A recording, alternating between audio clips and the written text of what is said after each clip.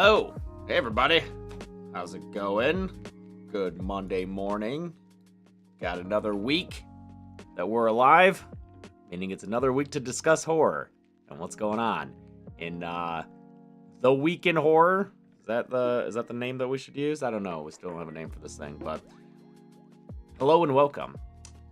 We've got some news for you on this Monday morn. Let me know if the volume of the music is fine compared to the volume of my voice. Oh, we doing this again, Ash? We do this every week. It's a weekly standing live stream that we're doing. Giving you news about the horror genre and about the channel. So, to begin with, as always... Oh, hey, Jessica Ross from Sterling Heights. Nice. That's Chelsea's hometown. Very cool. Very cool. Okay, so first off, the big news of the week, obviously, involves Scream 7.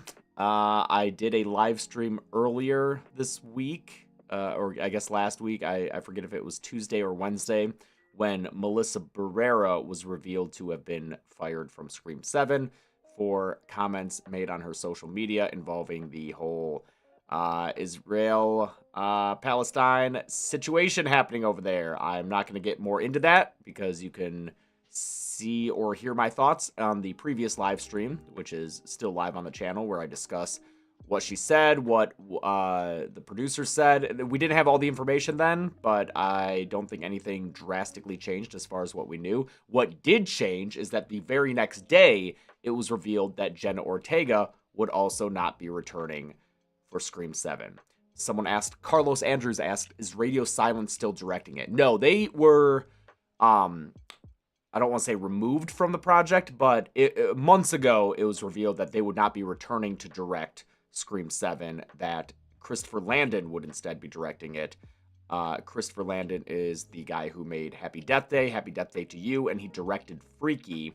He also wrote some of the later Paranormal Activities. And so Freaky and Happy Death Day, great horror comedies, and so I was very excited for Christopher Landon to have this opportunity. I know that Scream is a series that means a lot to him. He has proven himself in the horror comedy world, and I think he is a great fit for that property. So even though, you know, my buddies, Radio Silence, were no longer directing it, and I don't know the details about that, if they just left. I know that they are directing another movie with Melissa Barrera, actually, Dracula's Daughter type thing. So that's what Radio Silence is doing. I don't know if the Paramount or Spyglass wanted Scream 7 to come out quicker than Radio Silence would be able to, or if they just wanted to change the director. I don't know. But in any case, the news this past week, I think 12 hours, it was the next day after Melissa Barrera was revealed to have been fired from Scream 7, Jenna Ortega was reported to no longer be returning to Scream 7. Now, there are a little bit of conflicting reports here, because some say that she was never going to return because of her shooting schedule for Wednesday, season 2 of Wednesday. And others said that she had a busy schedule because of Wednesday, but was still going to make it work to have a small role. As far as I know, before the Melissa news dropped, the understanding was that Jenna Ortega would be in Scream 7, just probably with a reduced role due to lesser availability having to film season 2 of Wednesday. After the Melissa news dropped, it was more like a, never mind, I'm not doing it at all. And so I don't know if that was just coincidental timing or what happened. If you want to know my complete speculation, which again, I don't know these people at all or what happened, I'm assuming they're related because my assumption is if you have Jenna Ortega for your movie, you wait and schedule it around Jenna Ortega being in your movie. She is a very popular actor right now, especially with the Scream demographic, which tends to run younger and be more online. And so I would assume that if you can move your schedule around to allot for Jenna to be in your film, that's what you would do. That's not what happened. Instead, she's just not returning at all. And part of me assumes, again, complete speculation, this is not confirmed or anything, but my assumption is that Jenna Ortega was going to work with them to have a small role despite her scheduling problems. And then when the Melissa thing happened, was just like, you know what, never mind, I'm not going to be in it at all. That just seems to me what maybe happened. But again, complete speculation. That is not news. That's just me shooting the shit. So, Looks like Scream 7, if it happens, will not have either of the Carpenter sisters, who were the main characters in Scream 5 and Scream 6. So, apparently, what they're doing is, let me pull this up here. So, of course, yeah, Jenna not being in Scream was obviously a big deal. Here we have Deadline, which is a very large, the trades, the film industry paper, reporting on it. And, then we heard after this that Scream 7 apparently is going to be trying to get Neve Campbell and Patrick Dempsey as part of the cast. Now, as you probably know, Neve Campbell didn't return for Scream 6 due to a dispute over how much she would get paid for it. And I believe that occasion, it was Paramount, not Spyglass. So it seems like both the studios, the production company Spyglass and the distributor Paramount, seems like they're both kind of shit in the bed with this franchise. But apparently the plan is to maybe, back up a truckload of money to her house and see if she and Patrick Dempsey can return. Patrick Dempsey was in Scream 3 as Detective Mark Kincaid, who was revealed in Scream 5 off-screen to have married Sidney Prescott, and they have kids together. So his character is mentioned by name in Scream 5 and 6, but he has not been seen since Scream 3. And, of course, Neve Campbell is Sidney Prescott. Will they be in it? I have no idea. If they do, I don't know. And then you still might have, there's Hayden Panettiere as Kirby. There's Courtney Cox as Gale Weathers. Who knows if the other core four... it's hard to see the twins returning without the Carpenters there, since that was kind of their link to the series. But we will see. Scream 7. Definitely in a bit of a mess, which is unfortunate since it is my favorite horror franchise. So, real big bummer to watch this series just kind of fall apart in real time. And I hope that things will be fixed one day. I'm not sure. All right, moving on from Scream 7. We've got... someone said that Jasmine unfollowed Paramount. I don't know how much of an indicator of anything that is, but Jasmine Savoy Brown, who is another one of the core 4 actors, apparently unfollowed Paramount on Twitter. I don't know. What blows my mind is that I always see little news items of like which celebrities unfollowed other ones, and I'm like, how do people find this out? Are you like checking? No, there are probably scripts or apps or notification things that'll tell you when changes in followers happen, but I just love the idea of someone being like, okay, Jasmine is following 843 people today. Refresh. Still 843. All right, refresh. 842! Oh, I must consult my list and check who's missing off the new list. I don't know. Kind of makes me funny, but kind of makes me laugh. Kind of a funny image, but whatever. We got news in the Nosferatu realm. If you've never seen Nosferatu, you definitely should. It is a 1922 film, sometimes considered the first horror film ever. It is a silent movie. I almost covered it on the kill count a year or two ago, and then I realized that a 1922 black and white silent film, one, a little difficult to work into the format, and two, I don't think anyone would watch that episode. It almost happened, though. It's been remade and reimagined several times since then, perhaps most notably in 1979 by Werner Herzog. And apparently we're getting another version by Robert Eggers, the man who gave us The Lighthouse and The Witch and The Northman.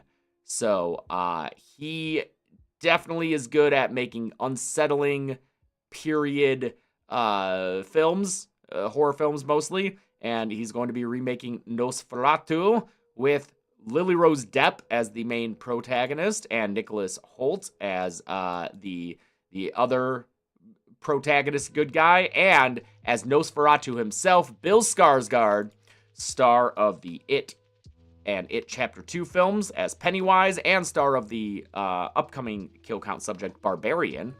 So, great actor, obviously experienced in the realm of being a horror monster. So I would love to see Bill Skarsgård as Nosferatu, because, like, I'm assuming that you all in this chat are familiar with Nosferatu. If not from the movie, than from the SpongeBob episode where he's flicking the lights on and off, right? But if you're not, let me just show you, because even of 100 years later, this is still, why is it Bing? I don't ever use this computer. This is the editing computer. Why is it fucking Bing? That's disgusting. It's still terrifying. Like, this is a shot from the movie. This is Max Schreck as Nosferatu with just 1922 makeup effects. What the hell? It looks so good, and it always creeped me out, and I love it, and I can't wait to see a version with Bill Skarsgård playing this character, who is just nightmare fuel. So I don't know when that's slated to come out, but I will definitely be looking out for it. Oh, let's see. Coming to cinemas in 2024. Well, that's what I would assume. Okay. Moving on. The Blackening is getting a sequel, apparently. Or it's at least being developed. So this is very early on. The Blackening came out earlier this year, I believe in the summer. It's a horror comedy, very kind of satirical, and I loved it. I thought it was hilarious. We have a podcast episode out on it, so if you ever want to watch The Blackening, and then check out our podcast episode with guest Prince Jackson, and we discussed this very funny movie. I'm excited for a sequel. It made decent money. It made $18 million on a modest $5 million budget. So that would mean, in general, the general assumption is that a $5 million movie would need $12 million to break even. I don't know if Blackening would have the same marketing budget, so it might need a little less. But in any case, it still made a profit. And I think that it was just released without too much fanfare. I don't know if the trailers really helped it. The trailers, I think, made it seem a little more broad than what it ended up being, because it is a very smart, funny film, and I think the trailer focused more on like the broad, big jokes that were kind of just like, they just happened and then left in the movie, and the rest of the movie was a lot more character-based and funny. It's also no word yet on if Tim Story, the man who made it, is going to be returning to the director's chair. I hope he does, because obviously he knows this property and this tone very well. But in any case, I'm excited for it. I'm excited for any returning cast members, because they were all very funny. And if you haven't seen it, watch it. It's very funny and very good. Black Mirror will be returning for a 7th season, as reported by creator Charlie Brooker, who we saw on our honeymoon in London. We went to, we had a friend take us to the BAFTA building, I guess, the British Film Awards, and we got like lunch. No, it was dinner. We got like dinner and drinks at the BAFTA, like, not really cafeteria, just like dining area. And the people we were with were like, "Hey, you know who that is?" And we're like, "No, it just looks like a British guy." And they're like, "That's Charlie Brooker." We're like, "Oh, cool. Black Mirror's cool." So I haven't personally seen a Black Mirror episode since like season 3, maybe. I saw the Christmas one with John Hamm a while ago. But I always loved what I saw, and looks like they're moving on to season 7. So for Black Mirror fans, there you go. Yeah, James, keep bragging about London. It was a great time. I will keep bragging about London. It was dope, dude. I'm not gonna be ashamed of that. That was the first time I've ever been overseas. I've never been overseas before, man. That was the first time in my life. We couldn't afford that growing up. Yeah, I'll keep bragging about it. It was dope. It was cool. We saw Charlie Brooker from afar. He was eating by himself. Seemed cool. All right. It's a Wonderful Knife is going to be streaming in December. I think December 1st. Yep, that's right. On Shudder. It's a Wonderful Knife is written by Michael Kennedy, who wrote Freaky. Directed by Tyler McIntyre, who directed Tragedy Girls, another good horror dark comedy. And It's a Wonderful Knife. I have not seen it yet, but it follows the, Happy Death Day was Groundhog's Day, but horror. Freaky was Freaky Friday, but horror. Totally Killer, Back to the Future, but horror. It's a Wonderful Knife. It's a Wonderful Life, but horror. So I have not seen this movie yet. I did start watching the first 10 or 15 minutes before I had to go to sleep to get up early for an interview with Michael Kennedy, actually. Oops, I just broke that. Michael Kennedy's going to be a future guest on Scream Dreams, the other podcast I do. Whoops, that's okay. I don't think anyone will be mad about that. Anyway, I only got to see the first 10 or 15 minutes of this movie, and all I can say is that Justin Long is doing some crazy character work, man. He's got, veneers in.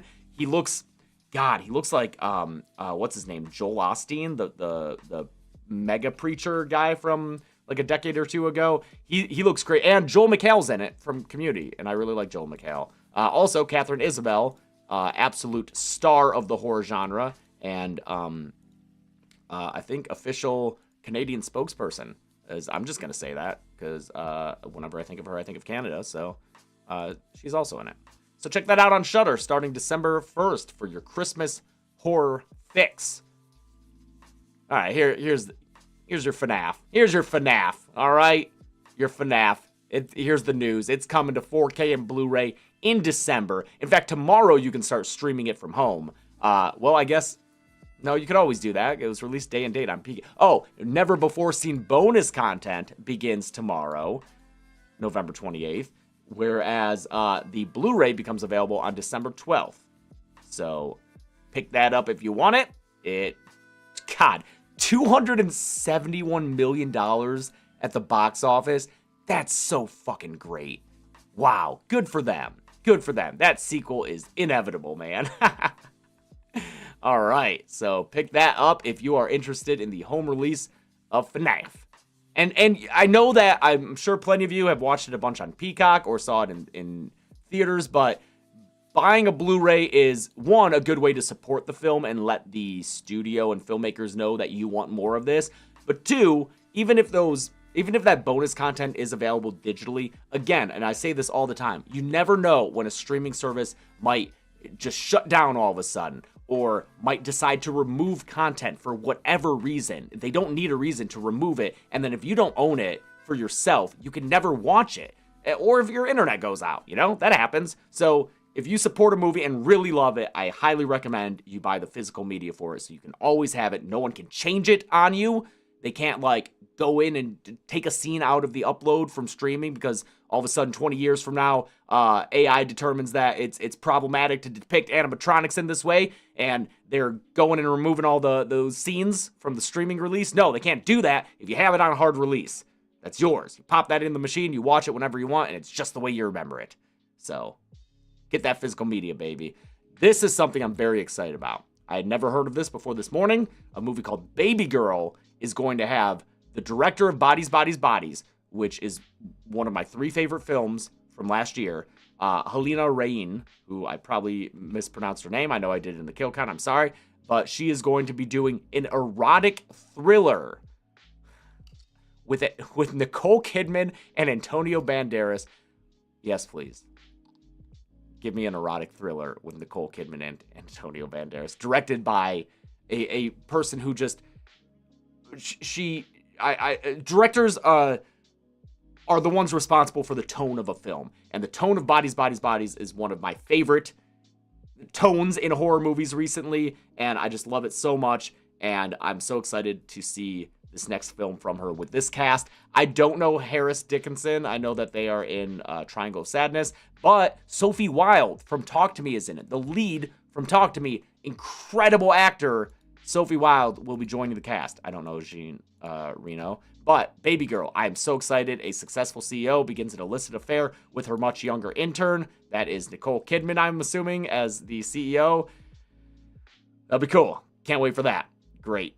And then finally, we've got a new horror series that will be getting made, Cape Fear. So Cape Fear is, of course, a classic film that was made in, I think, the 50s was the original, 1962, directed by J. Lee Thompson.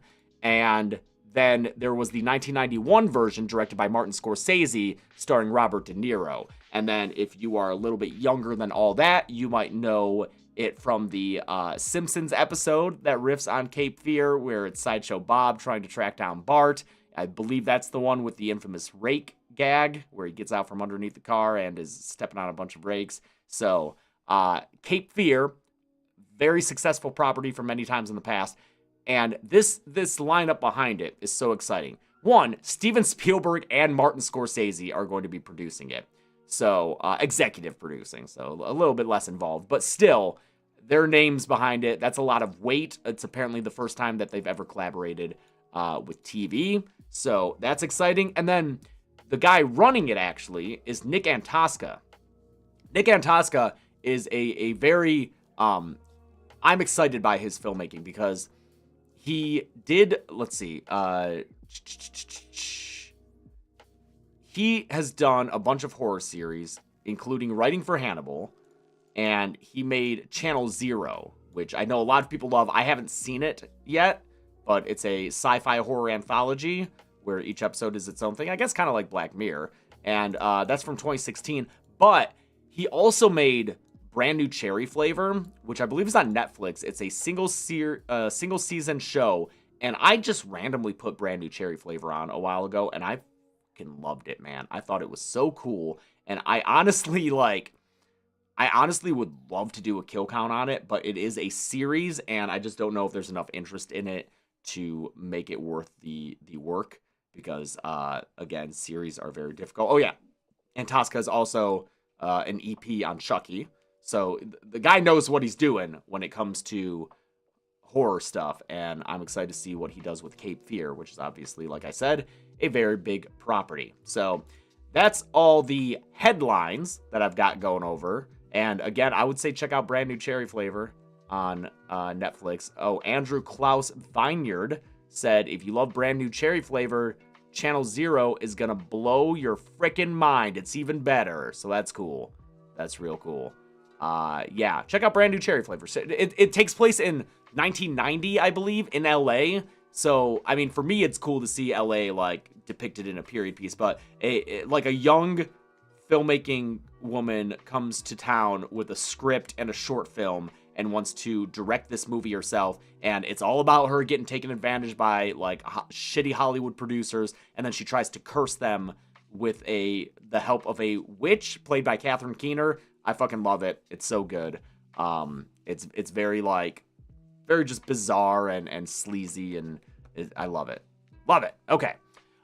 We have a trailer to look at. The Cello, which will reunite Tobin Bell, who is, of course, John Kramer in Saw, with Darren Lynn Bousman, who directed Saws 2, 3, and 4. So I had actually never heard of this before this morning, so we're going to check this out. It's only 48 seconds, and that'll be it for the horror news, and I'll get into the dead meat news after this, but let's watch this together. If I can pull this up. The Cello official U.S. online trailer.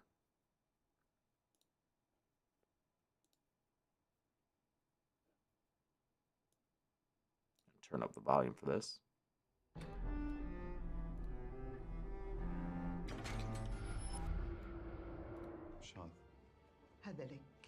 Oh. Is it English language or not? Obviously this is. Those that hear it weep.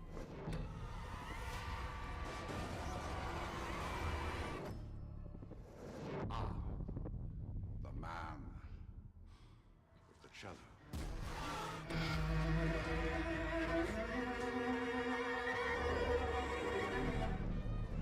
Okay, that's all we got for this little teaser trailer, but you know what? Tobin Bell makes it interesting.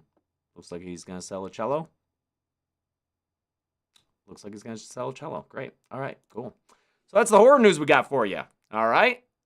Glad that, I hope you had a good time with that. Moving on to dead meat news for anyone interested in that. The less important thing, but it is the channel. So we had turned the volume up. Well, it's too late, a burrito. I'm sorry. It's too late. If you missed it, we had a kill count come out on Friday. Too Many Cooks.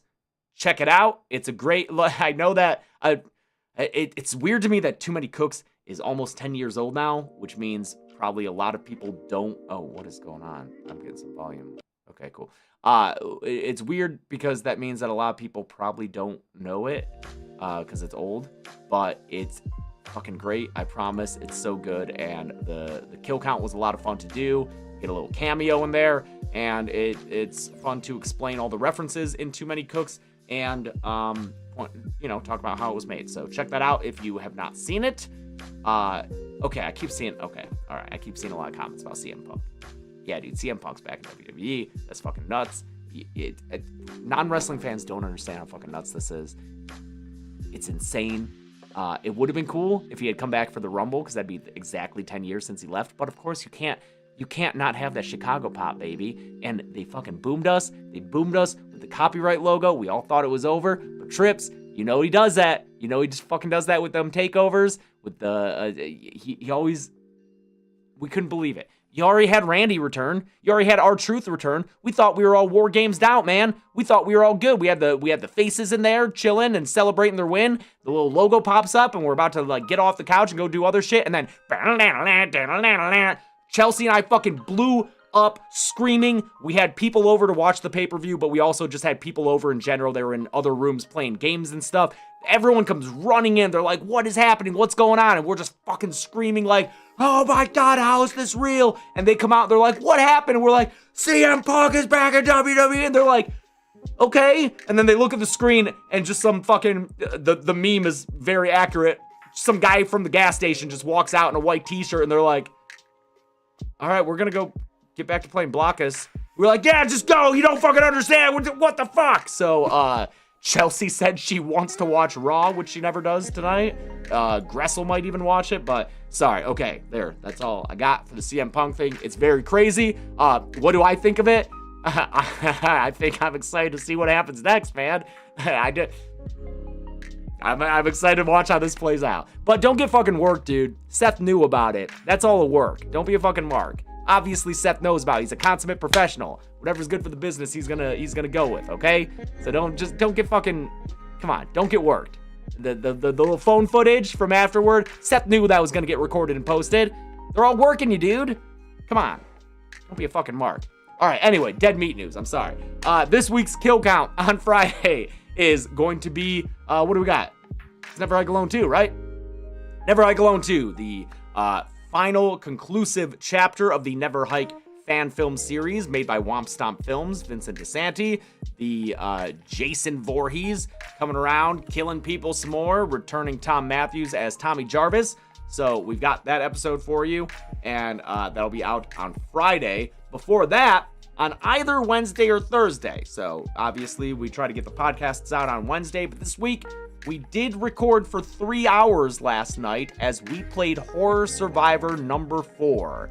It was a 3-hour recording session. It's a good one. It's a the cast this season is very good. There might be a little FNAFer in there. You might, if you're a big FNAF fan, there might be a little bit of representation from that film as part of the Castaways cast. So check out Horror Survivor Season 4 coming to you on either Wednesday or Thursday. People are asking if we can get all 3 hours. It'll probably be at least 2.5. Anything cut out is just going to be like mistakes that we made or just pauses where we're like looking something up. So it'll probably be at least 2.5, if not longer. It will be a long episode of Horror Survivor. The editors are already working on it, and we're very excited to have it for you because we know that you guys love it, and we love it as well. Also, I get questions about pregame every time I do these. I don't want to talk about pregame every single one of these streams. I talked about it, I think, 2 weeks ago. I think I mentioned and gave an update on it with that stream that I did from my childhood home because I was visiting. So it's just the strikes really slowed everything down, but it's still in the process of going to studios. We have one that's maybe interested, so we'll see. We're gonna have more meetings with them, but they're it seems positive. But the strikes stopped everything from that, so that kind of just put everything on pause, and now we're getting back into it. So that's the pregame update. I'm sorry, I wish I had more concrete news for you, but like I've said before, we have a first-time screenwriter and a first-time director attached to it. That's very hard to sell in the film industry landscape nowadays. People want proven things, and we're saying, hey, we have the Dead Meat fan base who will maybe come out, but that doesn't necessarily translate into actual ticket sales, so companies aren't necessarily going to be taking a risk with that. We're trying, all right? Okay. Like I said, Never Hike Alone 2 is this week's kill count, and I've gone over the remaining kill counts for the rest of the year, but in case you weren't aware of them, I will let you know what those are. They are Never Hike Alone 2 on this Friday. We have Barbarian on Friday, December 8th, which is a great movie. If you haven't seen it, check it out. It is on Hulu. Wonderful. After that, on Friday the 15th of December, Saw X/Saw 10. So we'll get Mr. Tobin Bell back on the channel. That'll be great. Not like actual Tobin Bell. I just mean like in a movie. We don't have spoiler, Tobin Bell isn't in our To the Numbers bit or anything. We don't have anything going on like that. Friday, December 22nd, right before Christmas, we have The Mean One, which is the Grinch horror film made for $5 and a couple of favors. That'll be coming out Friday the 22nd, and then we'll have a bonus kill count for you on Christmas Eve, December 24th, a Sunday. It'll probably be a short one because it is covering a short film called Treevenge, which, as I have said before, dear God, you can watch it on YouTube, but just be forewarned, it is extremely graphic and bloody, especially the end, and it is, if you don't like violent death of young ones, don't watch it. And then the last kill count of the year will be on Friday the 29th, Ringu, the Japanese original basis of the American film The Ring. So that's what we're looking at for the rest of the year as far as kill counts go. The podcast, like I said, we have Horror Survivor 4. After that, I believe it'll be a game that I run for the first time on the podcast, quizzing Chelsea about cinema scores that horror films have gotten in the past, which is the audience rating on opening weekend, which kind of helps determine, or at least helps predict how well the movie's box office run will be. So I'm excited about doing that. Other than that, what do we got in Dead Meat news? There is new merch out. It is, we have, here, let me pull this up. It just came out today, literally today. So if you were on there yesterday and you were like, there's nothing new out, well, motherfucker, go visit it today, you idiot, and check out what we've got in store for you. Because we've got these Dead Meat Icons enamel pin set. Got a little male icon, female icon, and neutral icon. Little pin set you could add to your little pin boards. That's a different pin, but that is also available, I'm pretty sure. So check that out if you want that. And then we have new purple Be Good People merch. Now, as I have said, and I've always said, and we will always stick to this, we take zero profit from anything with Be Good People on it. 0 cents goes to us. The money is that comes in from those first goes to cover the expenses of actually making them, and absolutely 100% of all proceeds from any Be Good People merch goes to charity. Now I'm gonna look up the charity. Yes, in the purple line of Be Good People, that is going to the charity My Friend's House Foundation, which is it's a mission in Los Angeles that helps to feed and help the homeless population here. So it provides food, clothing, toiletries, and also tries to help them get enlist in like services and let me see here, and programs that'll help them, get out of their current situation. So I think that's a great thing to support. We have a high homeless population here in LA because other states kind of encourage their homeless to come here, / homeless people assume that the weather is nice all year round and that they will have a easier time living without a home, not really knowing that it gets cold here, man. It's cold, right? I'm in a fucking hood, or not hoodie, but I'm in a sweater right now because we do get a little chilly, especially at night for like 4 months out of the year. And I believe LA has the highest number of unhoused people dying from hypothermia and exposure just because they don't expect it. So it's rough, and hopefully if you purchase this merch, it'll go to helping them out. All right, let me just double check that there's not anything else that I have to mention here. 1 second. We've got, that's it. I'm pretty sure that's it. So I look forward to all these releases, and we are really planning to have a nice big push in the new year with new and renewed things. So I believe I've mentioned it in some capacity on the channel before, but we are working on a very robust website that will not only allow you to see what films we've covered in terms of podcast, kill count, what's your favorite scary movie, Patreon coverage, etc. But it'll also kind of help you find recommendations based on similar movies that you like. We're working on a very advanced, I guess, a very, I'll just say robust again, filter system that allows you to check films by like tone or what kind of scares it has or like the intensity and the decade, and you can sort the films by that and kind of start finding stuff that you like. Like if you like movies like this, you can find other ones to watch. So we've been working on that for at least 6 months, I think. It's been a huge work in progress. It was something that I had the idea for, and we pitched it, and then like they're like, all right, we'll use Wix. And then immediately it was determined that like, oh no, we can't use something like Wix to make that. This is a custom build. It's a big investment, but I think it'll be really cool for horror fans to be able to use and utilize to not only see what we've covered on Dead Meat, but also just find out about more horror movies. So will there be a checklist to check off the film and media that's been covered in the kill count? I'm not sure what you mean, like a watch list for the user or something on our end. I don't know, but yeah, that sounds like a cool thing, maybe like a little letterbox type thing. Yeah. So I'm excited about that. We also have upcoming series. We'll have season 2 of They Talk sometime next year. Zoran's been working on that. And we'll also have the long in development series with our friend Chauncey K. Robinson, Production Tales from Hell. We are filming that in just a couple of weeks, and it'll be out sometime next year.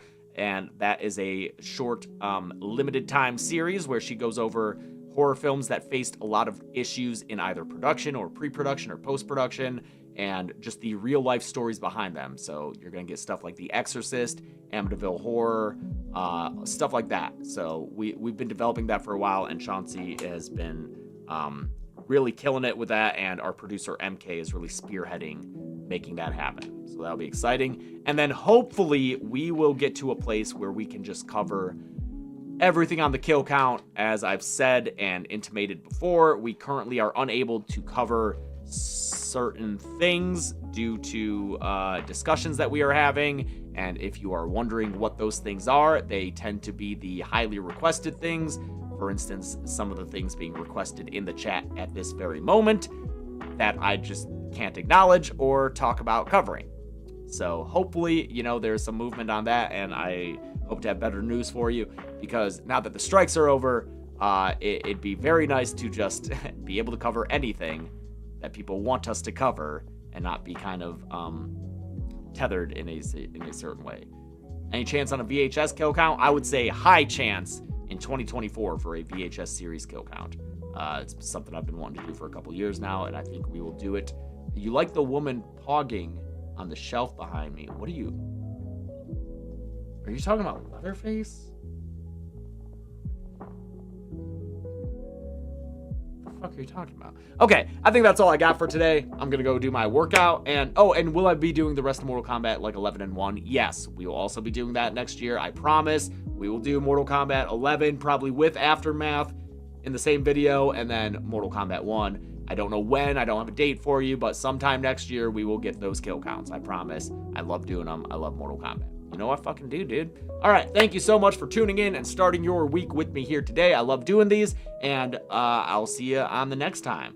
All right, bye everybody.